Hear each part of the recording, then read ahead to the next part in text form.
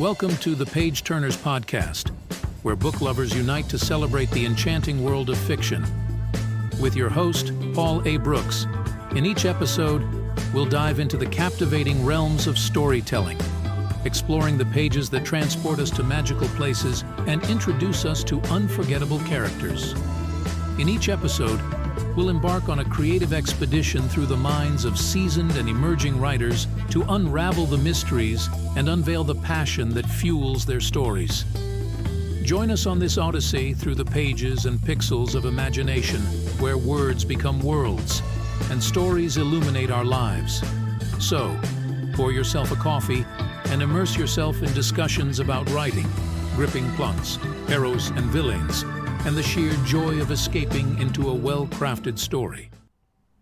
In today's episode, I'm talking to Suzanne Berget, author of the Monstermorphosis series. Now, she talks about how her experiences and gaming have influenced the first book in her series, Let the Beasts Slip. Now, it's been described as blood-splattered, brutal, gritty, and an enjoyable and entertainingly grotesque read. So if you like your sci-fi on the more adult side, then this series is for you.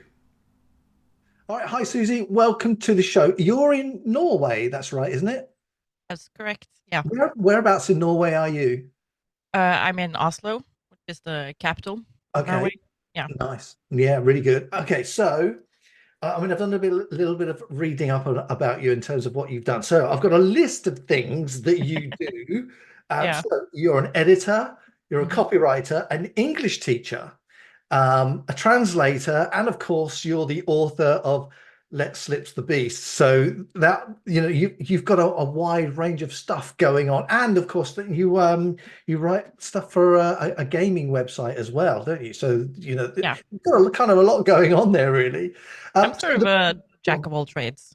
Yeah, do you prefer it that way, or do you prefer just to sort of have? I struggle with multitasking.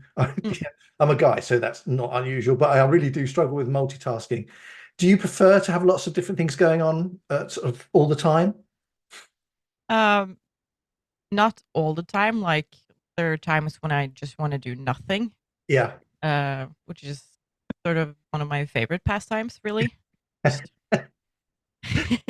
Doing nothing at all. Just leave me alone, and I'll be fine. Maybe read or play video games. That's sort of doing nothing to me. But yeah, I get bored very easily, and I have a tendency to feel like I'm stagnating if I do one thing for too long. Yeah, I know that. Yeah.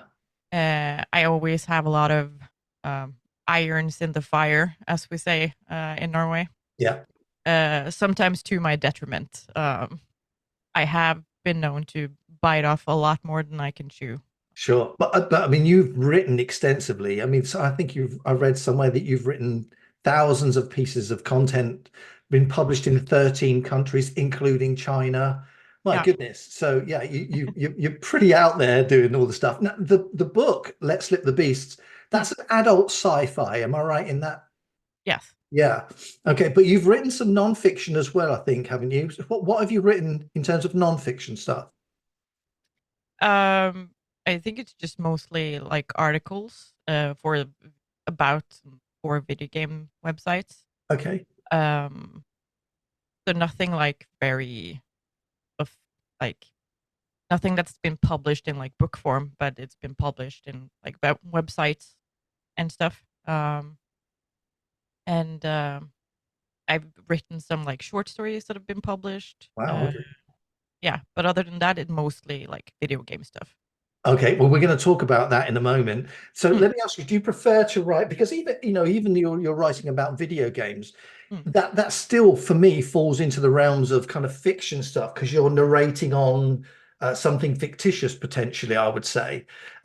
So do you prefer to write that kind of articles driven stuff, or do you prefer to write novels like your book, Let's Slip the Beasts? Which did you prefer, or which do you prefer? Actually, I prefer not to write at all. Sometimes it's like it's a huge chore just to get going, but once I get going, it's really fun. Yeah. But I do think I prefer like writing fiction because the video game writing has a lot of um, rules. It's a lot stricter format, especially when I wrote for an official video game website. I was the editor in chief of Game Reactor Norway for a couple of Mm, years, mm.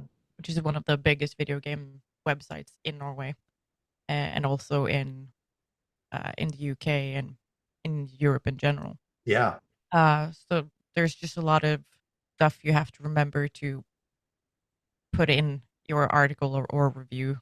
Uh, Whereas writing fiction is a lot freer, and you can do what you want, and there is no wrong way of doing it. sure. When you're writing your own stuff, like your own book or whatever, you're making up the facts. So there's no wrong way of writing it, and there is when you write about video games because you can't get facts wrong. Sure. Uh, and when you're a woman in this industry, people are very quick to point it out. So Really? there's a lot of stress for me involved in writing about video games. Wow. Okay. Well, Mm. that's interesting. You mentioned that sometimes you find it hard to actually get started writing. I don't think people realize that sometimes it is difficult. I mean, I haven't sat down and suffered from writer's block and not being able to write at all. Mm. But I don't know whether you can equate with this, but I have sometimes sat there and it has taken me quite a few minutes to get going. And so, I mean, for me, the way I do it, I will edit the last sort of what I wrote yesterday before I start. So it kind of gives me a little bit of the flow and gets me into the flow state so that I can potentially start. But sometimes if there is, a jump in time or, change of scene or something like that, it can be quite hard to kind of get going. And, people think that when you sit down to write, you just rattle it across the keyboard's on fire as you go. And sometimes it's like that for me. Yeah. But other times, no, it's really not. And I suppose the sort of formulaic aspect of writing for a games website, for example, where you've got to get the facts right and they've got to be presented in a particular way, can be a bit of a respite from that for sure. So you are currently the editor-in-chief of, is it spillbarts.com? Is that right? Yeah. Can you tell us a little bit about that? I mean, I've seen the website and people should go and see it, but can you tell us a little bit about that? Yeah. So Spillbart, which can be pronounced in two different ways in Norwegian. It's either playable or gaming mustache, depending on where you put your stress, Okay. which is intentional because Yeah. our logo is a big mustache. Yeah. So it's sort of an offshoot of Game Reactor because everyone who writes for Spillbart is former Game Reactor writers as well. Wow. So there were two of us, me and my friend Kim, who started Spillbart way back in 2017. Yeah. It didn't take off for us until like 2019, 2020. And then we've sort of slowly gathered more writers, all of them from Game Reactor. And now I'm hoping to poach some more of the writers, just gather them all here. So it'll be like old times, but more fun and less stressful. Sure. Yeah, so it's an indie website. Like we do everything ourselves. We don't have any ads. So this is not like a money project for us. It's a passion project. Right. We don't make any money, and if we think too hard about it, I think we're actually losing money on the project just Right. due Yeah. to like server costs and hosting and all of that jazz. But it's fun and it's very laid back. Like we have a goal of publishing one text a month, and sometimes we don't even meet that goal, but it's fine because we don't have any rules, we don't have any deadlines, we don't have any expectations. So we can just do whatever we want and write about the games we want to write about. Because when you work for a more commercial website, it's the higher ups who decide what you write about and what you play and how much time you have. And some of the deadlines are just insane. Like I remember one time I played a video game for 20 hours straight. Oh, And when I was done, I was like, I had an actual nosebleed and was starting to get like tendonitis. But I finished the game and then I had to write the review like right after. I was I was so tired. I haven't reread the review, but I don't think it's very good. I would say it would probably be written by with a ton of energy drinks inside just to keep you going for 20 Yeah. hours. I was going to say, do you actually play the games? Of course you do. You've got to play the games. So do you play them together in a group, or do you play them sort of individually? And the next question would be is what is your favorite game that you've played? If it's a multiplayer game, we tend to try to play them together, but it's like we're all adults with our own lives and proper day jobs and everything, so it's hard to find time when everyone's available. So Mhm. we play a lot of games individually. Um, but I play a lot of games with my husband, either on our here in the PC room or we'll play on the PlayStation together in the couch. If a game has what we call couch co-op or split screen co-op, Okay. where yeah, where two people can play the same game on the same screen. Wow. And that's my favorite type of game because it's Yeah. very um interactive, it's sociable, it's something to do with your significant other. So lately we've been playing Baldur's Gate 3 a lot. I think we spent like 120 hours, maybe a little less on the first playthrough. Wow. And then when we were done, we were like, let's just make a couple of new characters and start over. So that's what we did. So now we have like, I think we're close to 200 hours in the game, uh, which which is insane, but it's just so good. It's storytelling at its finest, basically. Yeah. But I think my all-time favorite game is the small indie game made by a Spanish studio called Nomada, and the game's called Gris, which is Spanish for gray. And then it's a sort of platform game where you have to deal with the 5 stages of grief. Okay. Hmm. Kind of old school then in that respect. Do you Yeah, find, it sorry, go on. mixes like old school, the old school format, but the style and the subject is very very modern. So Mm, it's very like watercolor paintery sort of game, and it's really beautiful. fantastic. Do you find that or are they, do they have that, I mean, you mentioned the stories that you find appealing in the games. Do you find that they give you inspiration for writing your own fiction? Do they just kind of spill over a little bit?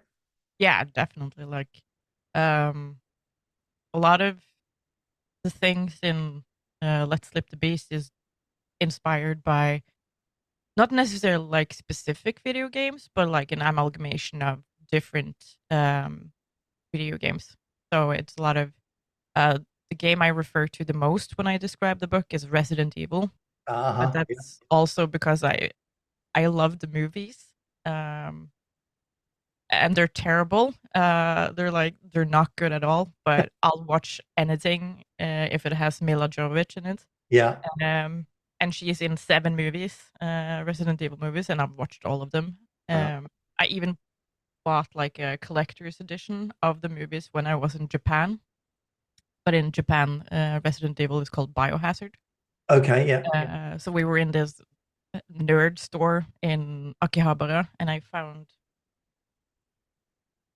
this one. Wow. Okay. Yeah. So it's all the 7 movies. Yeah. Box set. Yeah, and I think they might be in Japanese. So that'll be fun. That'll be interesting. Yeah, 'cause I don't speak Japanese at all. But I am looking really forward to watching the movies. Yeah, so they'll be educational and entertaining then as well, potentially. Yeah. Fantastic. So, for your writing then, because I'm going to get you to talk about Let's Slip the Beasts in a moment, but for your writing, when you write, are you, because I ask everybody, are you a plotter or are you a pantser? I mean, for me, I just kind of sit down and although I will admit, sometimes I do have some kind of bullet points that are sort of must include information in a scene or a chapter that I'm writing. But other than that, I don't have a story grid that I follow or plot anything out any more than that. How do you write? What's your sort of writing style?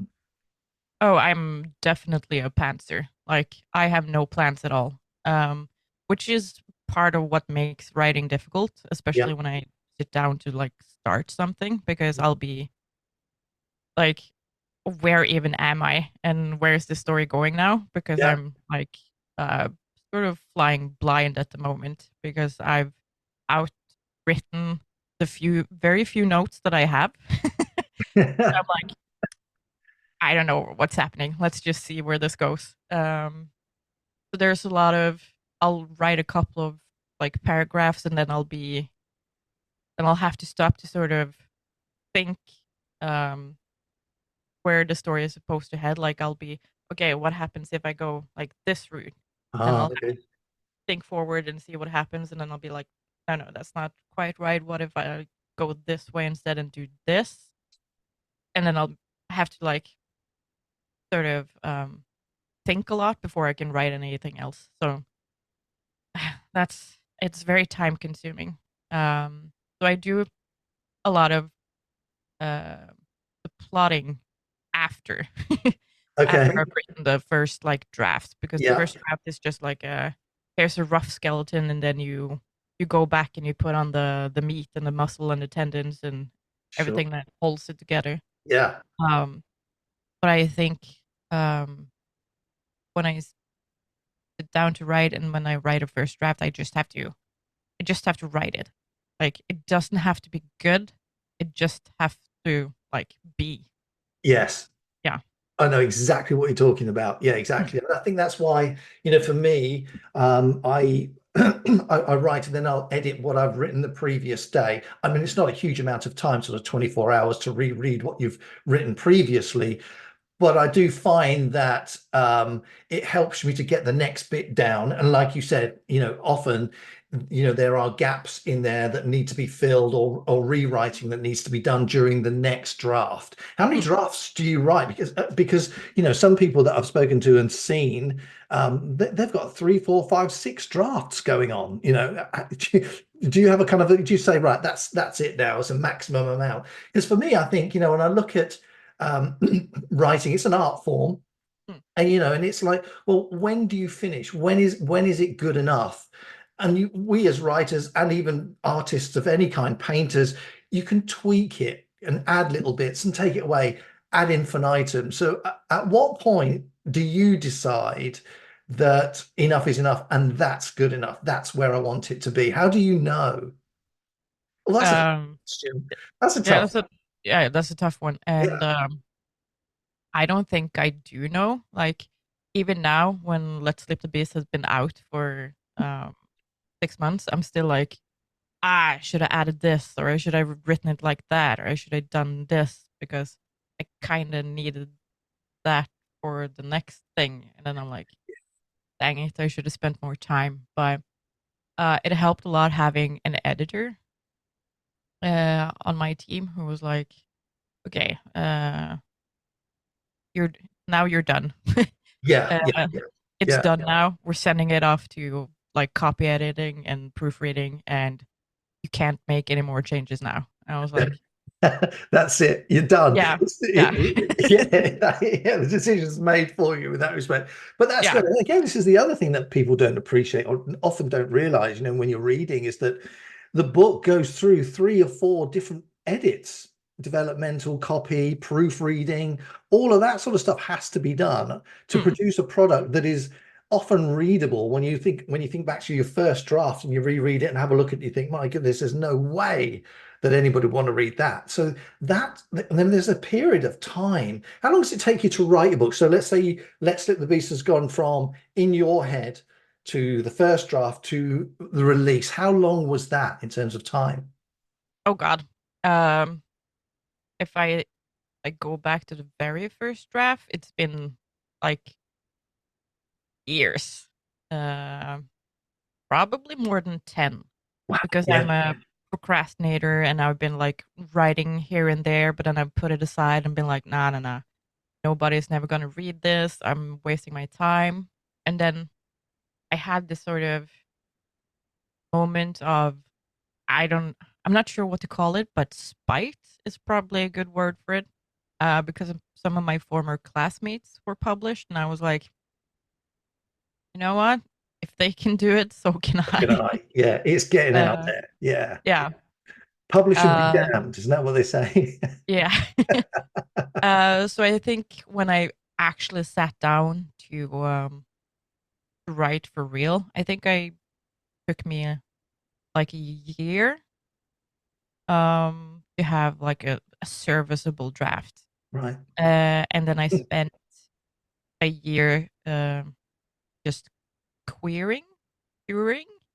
That word is hard for Norwegians. Yeah, Uh, querying. Yeah, I've got yeah, you. querying. Yeah. Uh, and rewriting it like 3 times before I got it right. I started querying way too early.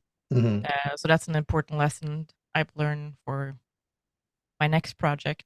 I started way too early, so I wasted a lot of time just waiting for replies from Yeah, like agents and publishers, and sure. they take so long. But um, they have a lot of scripts to go through, Hmm. and not a lot of time to do it. Um, so that took approximately a year before I got sort of picked up by my publisher, which is Champagne Book Group, which mainly publishes like romance. Oh, Uh, right. and my story doesn't have like a lot of romance in it. There's some, No, I bet they were shocked when they read it. yeah, and I'm surprised they decided to take it on, but they saw something in it. So I'm very grateful for that. Yeah, yeah. They, I think I got the offer of like publishing and a contract in April or June of 2022, Okay. Mhm. and then the book was released June 15th, Wow. 2023. Yeah.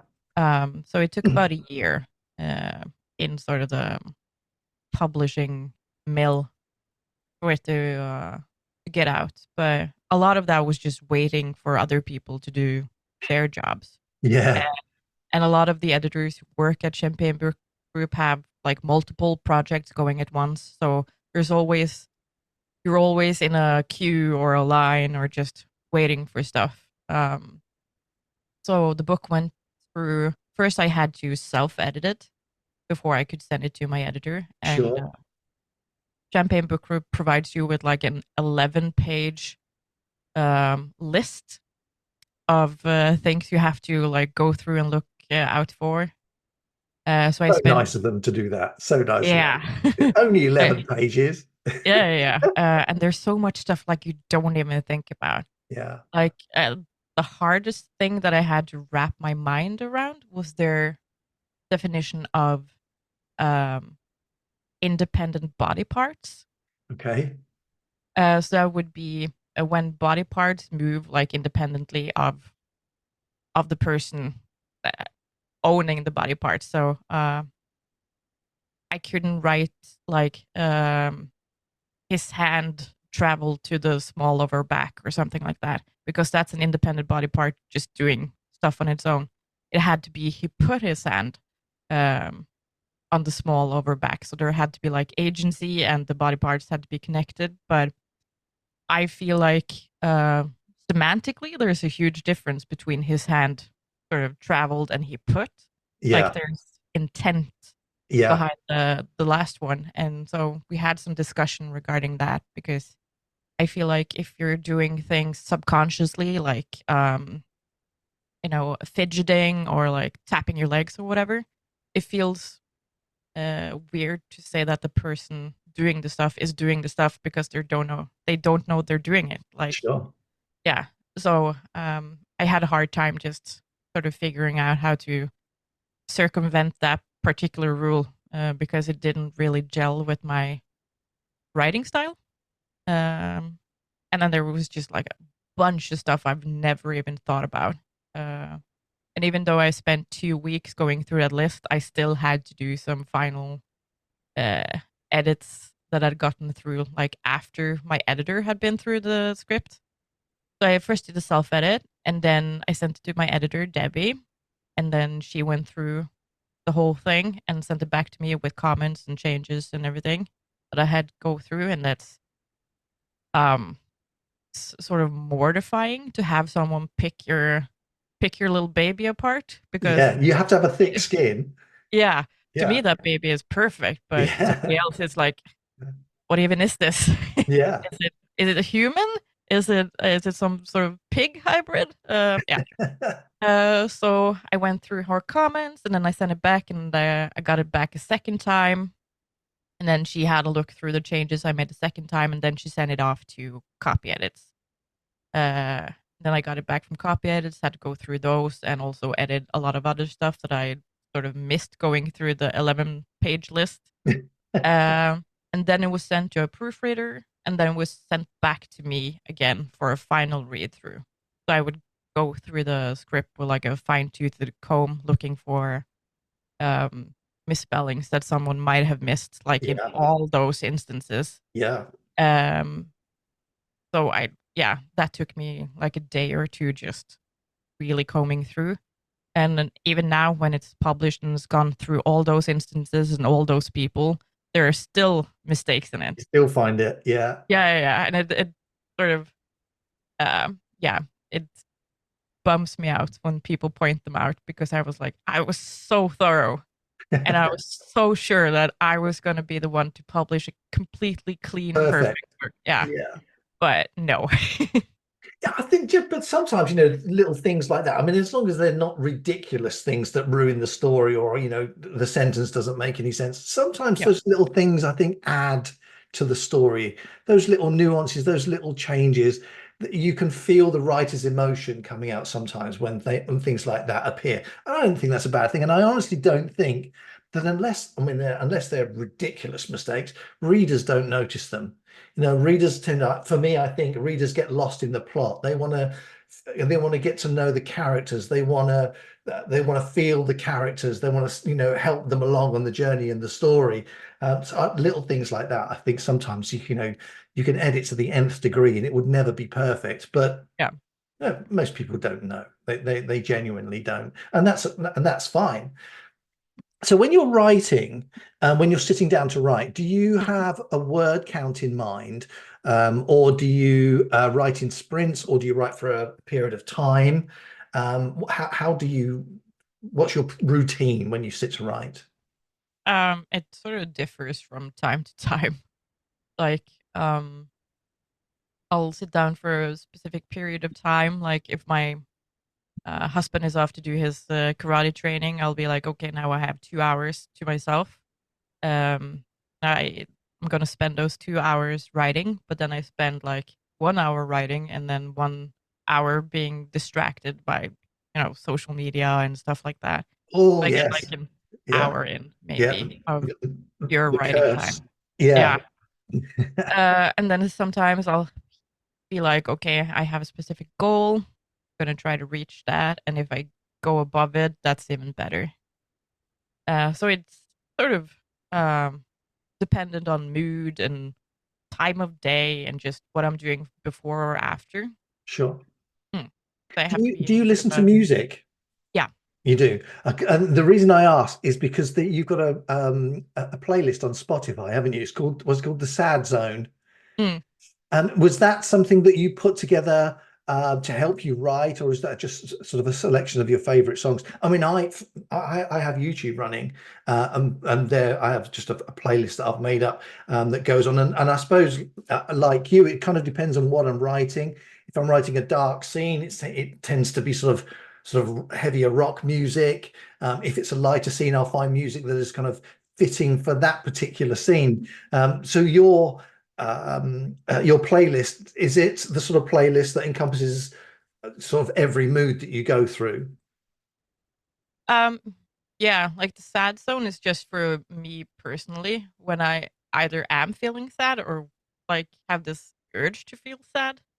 And it doesn't really have anything to do with my writing. I had gotten that I had that publicly, but I have like a huge sort of playlist with just a bunch of movie soundtracks, video game soundtracks, sort of yeah, a lot of EDM and techno, uh, stuff like that. It has to be um, it can't have any lyrics because then I get distracted. But I have Oh, some songs that have yeah. lyrics that are really good. So I have them. I have like one master list that I just put on when I'm writing general stuff, and then I have subsections titled like drama, action, love, and stuff like that. That I'll put on specifically when I'm have to write like specific scenes. Yeah, yeah, I know exactly what you're talking about with that. So now let's talk about your book. Let's talk about Let's Slip the Beast. Mm. So you're kind of thrown into the action within the first sort of 3 pages or so, and it's amazing how a sort of a short lunch can change someone's life. Um, it's those first few pages set up sort of Callie's journey throughout, and you are thrown right into the middle of it. So without giving any spoilers away, can you tell us a little bit more about Let's Slip the Beasts? How does it kind of flow and where does it go? Um. Oh, that's a good question. For me, it goes like very to a very logical place, but as you've seen from some of the reviews, Yeah. it does take a lot of twists and turns. I'm always surprised when people tell me that because I'm like, no, no, no, this is a very straightforward story. It goes like this and this and this, but I'm the writer. I'm basically omniscient. I'm God, so of course it doesn't seem that twisty and turny to me. But it starts off extremely simple. Like you have this disgruntled customer service worker, Callie, who has some. She's not very happy with her lot in life. She's like she wants she wants more for herself, but doesn't feel like um, that's attainable in sort of the circumstances she finds herself in. Yeah. So there's dance like short lunch, like you said, where Callie witnesses her little sister being bullied, and that's sort of the inciting incident. And then it just goes, um, it goes some crazy places from there. But she winds up with a bunch of um, escaped genetic experiments uh, Hmm. who are out to get revenge on their makers, and she sort of got um, entangled in their um, sort of war against a huge corporation. Hmm. Um, and then it takes some turns from there. So you get like a sort of like a both sides narrative because she spends time with both the escaped genetic experiments, but also with the people who made them. And not everything is as it seems. I was There's, going to say, yeah, yeah, not everything yes, not everything is as it seems. I think it's yeah, probably best to leave it at that point there with yeah. that. Yeah. Like everyone has secrets, Yeah. uh, and Callie sort of just ends up right in the middle of it. It's like a perfect storm of secrets and revelations. Yeah, you wonder, can this poor girl get put through any more as it Uh, going through Short it? answer, yes. Yes, yeah, yeah. We'll come to that. So, what gave you the idea for the story originally? Ah, um, that's a really good question. It's something that's been with me for so long, and I think it's just been like a sort of mishmash of the things I've played and things I've seen, Yeah, and then sort of have like um, you know, this one weird dream where you wake up and you're like, "Damn, that's a good story," and then you just scramble to write down everything you remember. So it's kind of like that. Um, but now that I like look back and I rewatched some of the things I watched when I started writing the story, and I'm like, ah, I see where that came That's from. where, Yeah, yeah. okay, so this is that.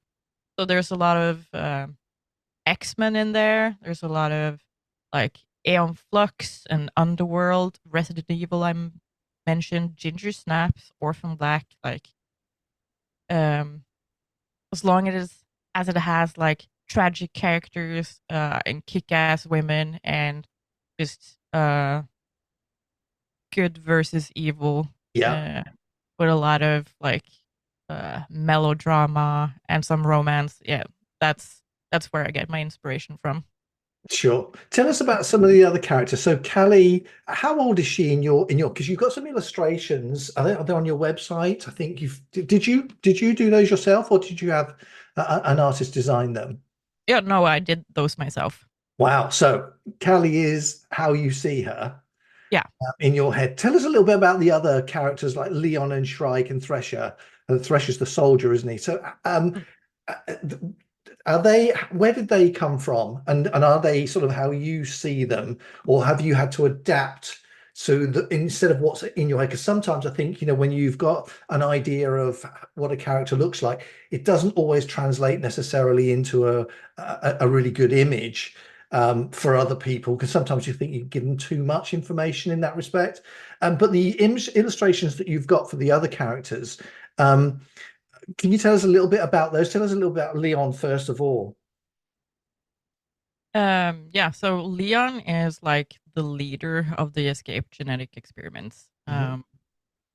There are reasons for that I won't go into No, because no. Yeah. there might be spoilers.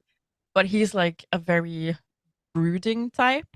Like he's big and hulking and has a lot of anger issues, but mostly he's concerned with just uh, making things right. Like Mhm. that's his main objective because he's made some mistakes. Let's Yeah. just Yeah. call it that.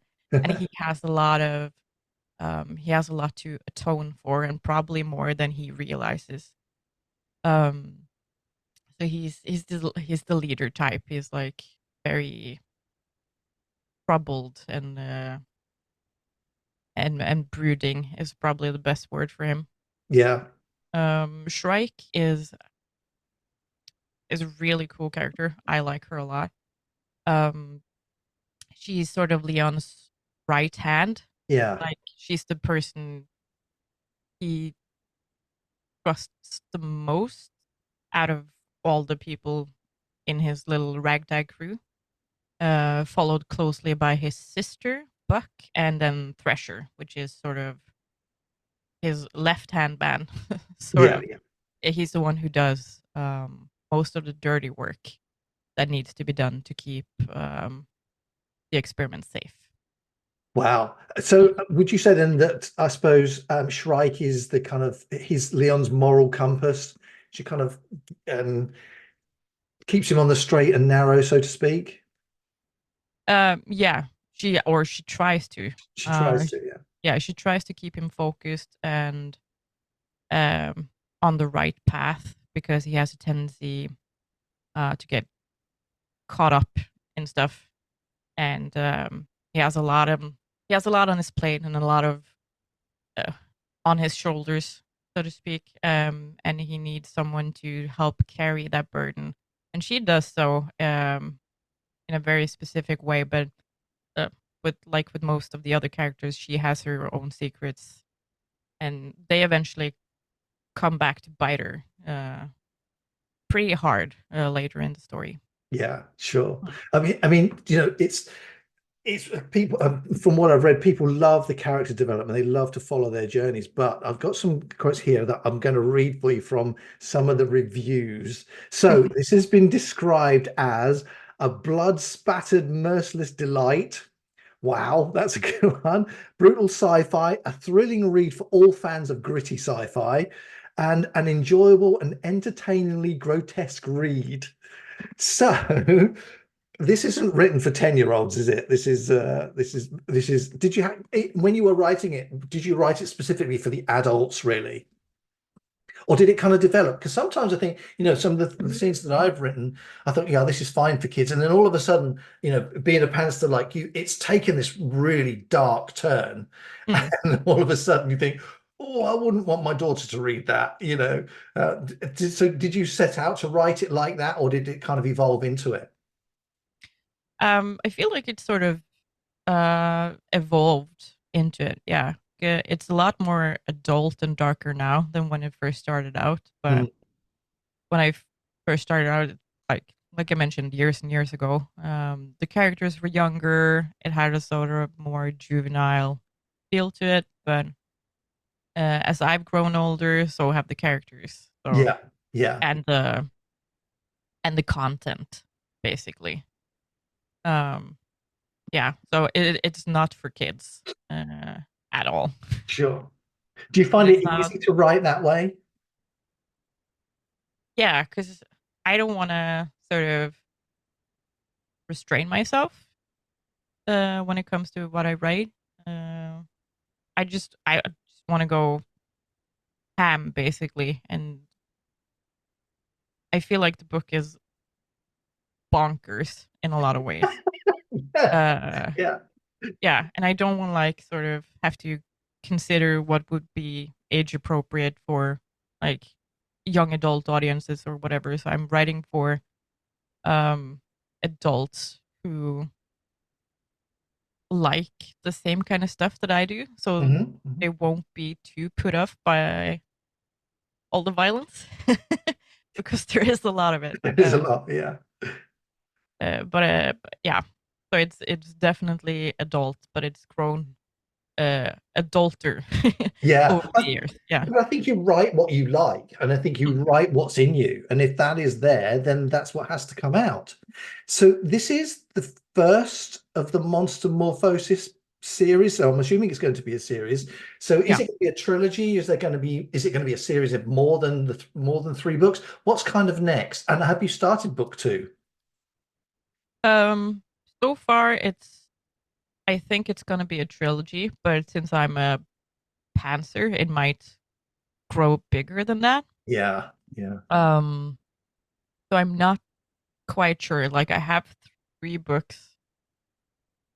I'm not gonna say planned, but I have like some very rough ideas and some vibes for at least three books. Yeah, And then I have an idea for a fourth one, but it's gonna be like gonna take a huge detour from the trilogy, but sort of be set in the same universe and have some of the same characters.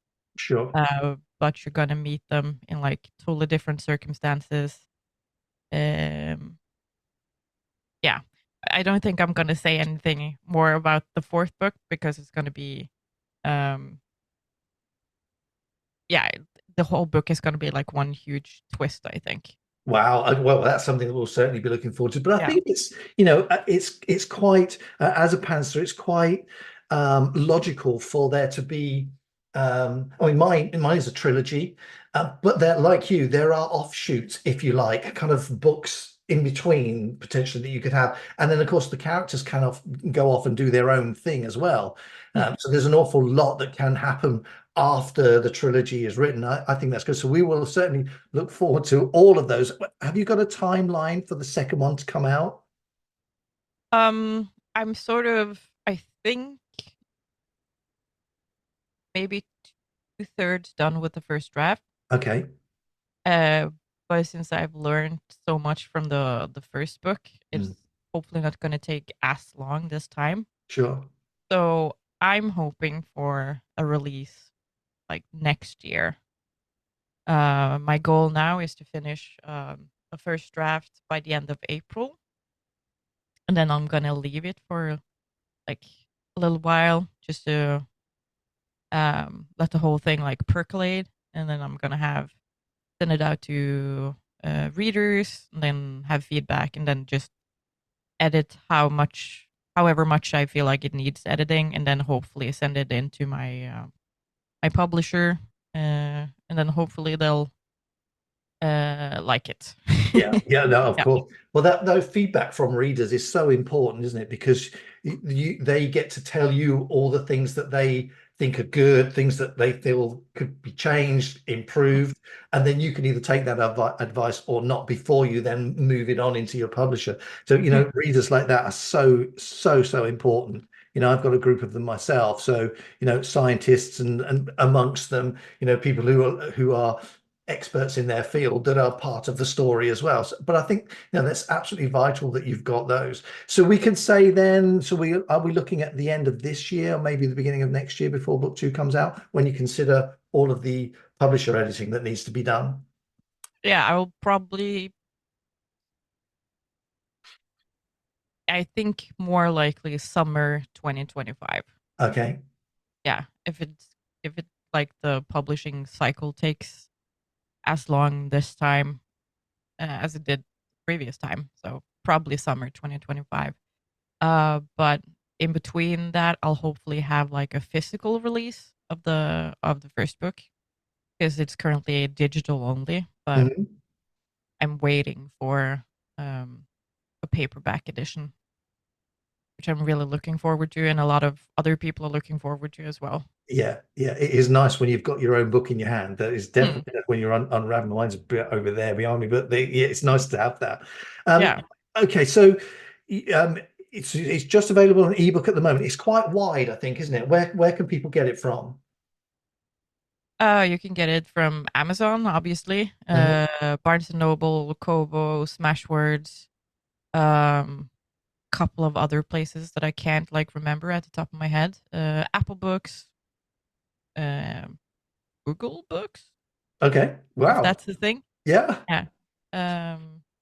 But yeah, there's and of course the Champagne Book Group website.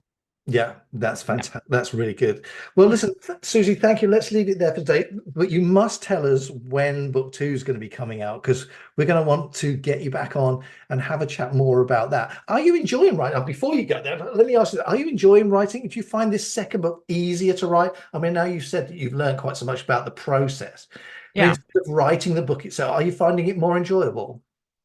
Yeah, like the first book was mostly for me, like setup for Yeah, this book. And book 2, which is currently untitled, is sort of the book I actually wanted to write, but right. I had to write like Let's Slip the Beast, put all the pieces in place and establish the characters and the world. So in book 2, we get to see a lot more of East Resplendent, which is the city, City, yeah. the mega city in Let's Slip the Beast, roughly inspired by Mega City 1 in Judge Dredd. So we get to see more of the city and more of the people. And we're also going to see a lot more of what Virogen is up to and what they've been up to in the years between Let's Slip the Beast and book number 2, because there's a small gap there. Right. So I'll be introducing new characters, and maybe we'll see some old characters. Who knows? But I'm having a lot of fun with this one. And I'm leaning sort of more into my video game background in this one, Okay. whereas the first one was more like X-Men, comic books, movies, shows. This one is more inspired by video games, and in some ways like video game logic, how you progress a video game, and like how you get upgrades, and how you have boss fights, and then you have like, yeah, weapons and stuff. So it's gonna be, I think it's gonna be really cool, but I'm worried that it's not gonna be as twisty as the first one. But hopefully people will still enjoy the ride. Well, that may not be such a bad thing, though, might it? Because you sometimes if you make it easier for people, less twisty, then they're eager and hungry for the next one, which then has got to be twisty, isn't it? Really. Well, it Mm. sounds like it's coming into its own. So we shall really look forward to reading that as soon as it comes out. You must let us know. So, Yeah. Susie, thank you very much for coming on today. It's been a great pleasure to speak to you. And Thanks for having me. oh, you're very welcome. And let's do this again. Yeah. Thanks, Been Susie. real Bye for nice. now. Bye. Bye. thank you for joining us on another captivating episode of the Page Turnerz Podcast. We hope you enjoyed delving into the pages with us, discovering new stories, and revisiting beloved classics. If you're as passionate about books as we are, don't forget to subscribe to our podcast and leave a review. Your feedback keeps us bringing you fascinating discussions, author interviews, and book recommendations. Remember, the adventure never ends when you have a book in hand. Until next time, keep turning those pages and let the magic of storytelling continue to inspire your imagination. Happy reading.